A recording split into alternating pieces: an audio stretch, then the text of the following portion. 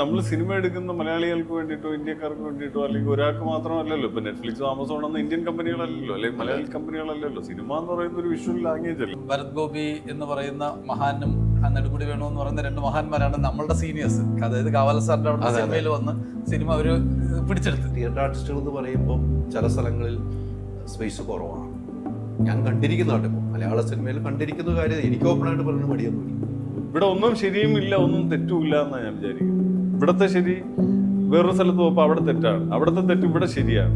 അത് ഓരോ രാജ്യത്തിനും ഓരോ നിയമങ്ങളിൽ വ്യത്യാസമുണ്ടല്ലോ. ചില വിഷയത്തിന്റെ ബാർ വെച്ചിട്ടുണ്ടല്ലോ ഗവൺമെന്റ്. ആ ബാർ കടന്നു പോകുമ്പോൾ അത് എ ആയി പോകുന്നു, യു എ ആവുന്നു, യു ആവുന്നു. വേണ്ടത്ര സിനിമകളിൽ സജീവമാകാൻ പറ്റിയിട്ടില്ല എന്ന് എനിക്ക് സ്വയം തോന്നുന്നു. എന്തുകൊണ്ടാണെന്ന് ആലോചിച്ചിട്ടുള്ളൂ. നല്ല കഥാപാത്രം കിട്ടാറുണ്ട്, ചെയ്ത കഥാപാത്രം കൈയ്യടി വാങ്ങിയിട്ടുണ്ട്.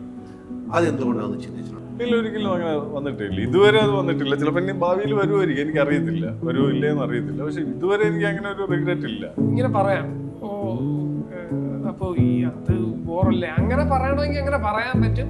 എനിക്കാണെങ്കിലും ചേട്ടാ അത് നല്ല കാലമാണെന്ന് എനിക്ക് തിരിച്ചു പറയാൻ പറ്റും. അതിപ്പോ അങ്ങനെ ഒരു ചോദ്യം വന്നാലേ നമ്മുടെ അന്വേഷിക്കുന്ന ആൾക്കാർക്ക് മുന്നിലേക്ക് ഞാൻ കൂടുതൽ വിസിബിൾ ആയില്ല എന്ന് ഞാൻ പറയണം. അപ്പൊ എന്നെ സംബന്ധിച്ചിടത്ത് വിവാദമല്ല. ഓൾറെഡി എൻ്റെ അടുത്ത് കനി പറഞ്ഞിട്ടുണ്ട്, ഞങ്ങൾ കമ്മ്യൂണിക്കേറ്റ് ചെയ്തിട്ടുണ്ട്, ഞാൻ എൻ്റെ സ്റ്റാൻഡ് പറഞ്ഞിട്ടുണ്ട്. എന്നിട്ട് ഞങ്ങൾ ഒരുമിച്ച് വർക്ക് ചെയ്യാൻ തീരുമാനിച്ച് ചെയ്തതാണ് സിനിമ.